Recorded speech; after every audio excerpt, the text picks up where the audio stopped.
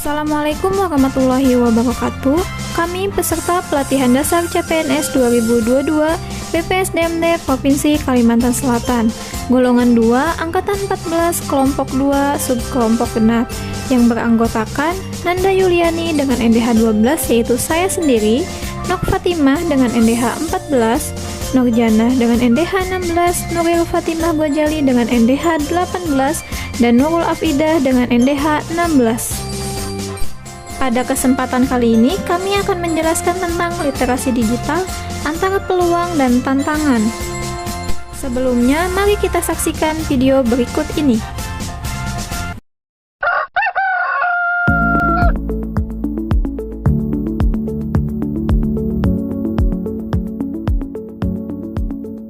Susah banget ini ya. Lagi ngapain, Pak? Ini lagi mau ikutan webinar. Mau masuknya susah banget ya. Sekarang apa-apa digital, internet, aplikasi, bikin ribet aja. Susah gimana, Pak? Coba lihat sini. Ini. Oh, ini. Nih, harus masuk ke sini dulu nih, Bapak. Nah, habis itu Bapak masuk ke sini, udah deh bisa langsung lihat webinarnya. Gitu ya, Mas? Sekarang era digital udah canggih, Pak. Nggak ada batas. Di era digital ini kita memiliki ruang yang lebih luas untuk belajar.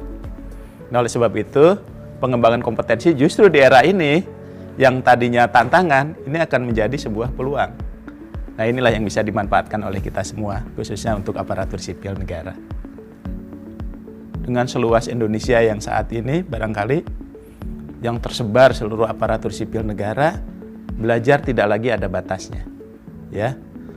Semuanya dari Sabang sampai Merauke memiliki kesempatan yang sama. Dan yang paling penting, sekarang ini regulasi kita juga akan membuka ruang yang seluas-luasnya.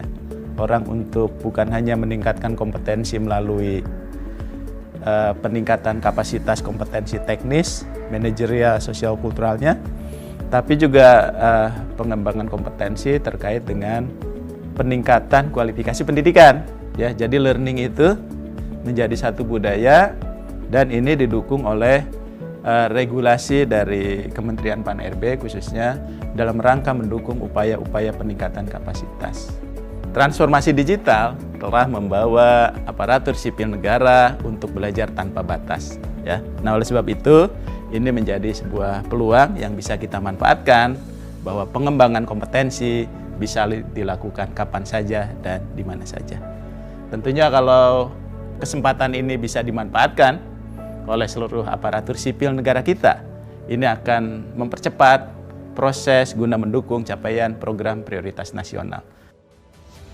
Transformasi digital menjadi titik mula perkembangan dunia yang lebih cepat. Gegap gempita inovasi teknologi yang terus berkembang harus diimbangi dengan sumber daya manusia yang berkualitas. Menjadi aparatur sipil negara yang berwawasan luas, berintegritas, dan berakhlak menjadi titah reformasi birokrasi. Digital learning meneguhkan ikhtiar pembelajaran tanpa mengenal tapal batas. 34 provinsi yang membentang di Indonesia dengan ragam letak geografisnya bukan kendala bagi aparatur sipil negara untuk terus meningkatkan kapasitasnya.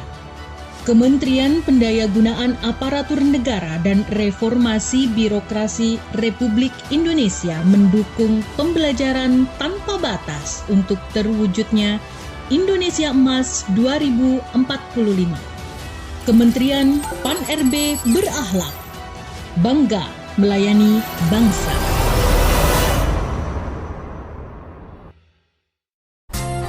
Apa sih yang dimaksud dengan literasi digital?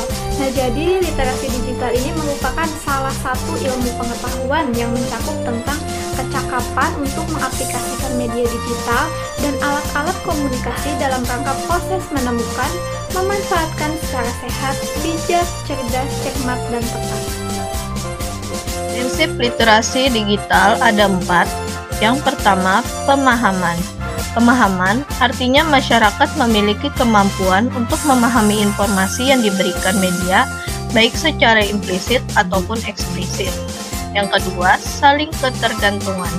Artinya antara media yang satu dengan lainnya saling bergantung dan berhubungan. Media yang ada harus saling berdampingan serta melengkapi antara satu sama lain. Yang ketiga, faktor sosial. Artinya media saling berbagi pesan atau informasi kepada masyarakat. Karena keberhasilan jangka panjang media ditentukan oleh pembagi serta penerima informasi. Yang keempat, kurasi. Artinya masyarakat memiliki kemampuan untuk mengakses, memahami, serta menyimpan informasi untuk dibaca di lain hari. 8 elemen literasi digital. Yang pertama yaitu bertanggung jawab secara sosial. Kemudian yang kedua yaitu kritis dalam menyikapi konten.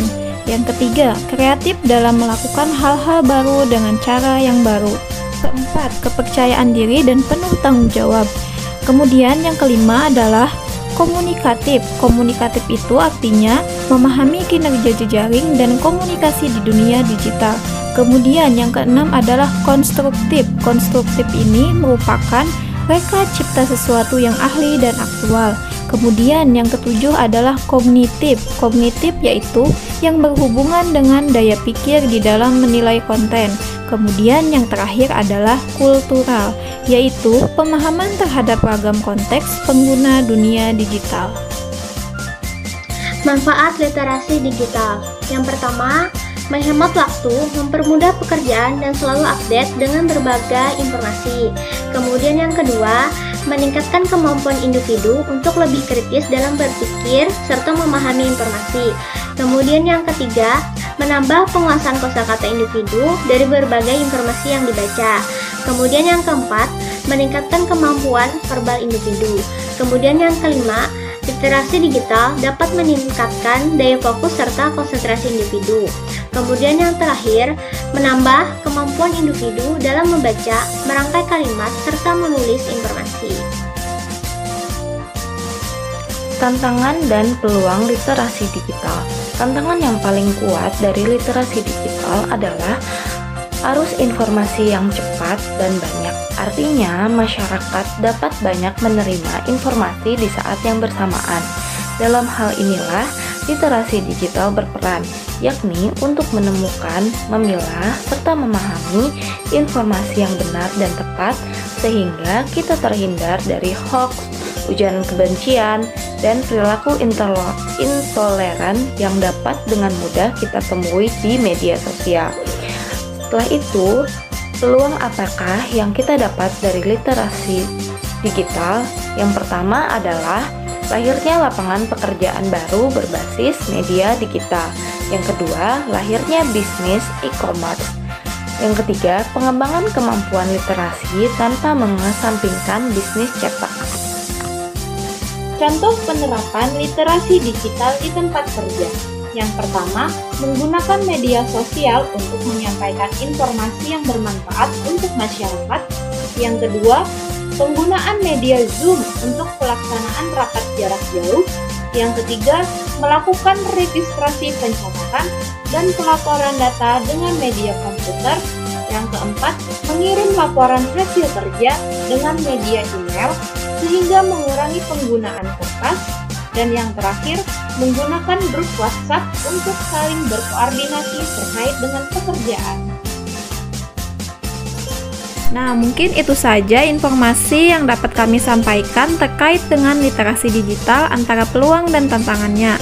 Semoga bisa bermanfaat untuk kita semua. Salah hilaf mohon maaf. Wabillahi taufiq wal hidayah. Wassalamualaikum warahmatullahi wabarakatuh.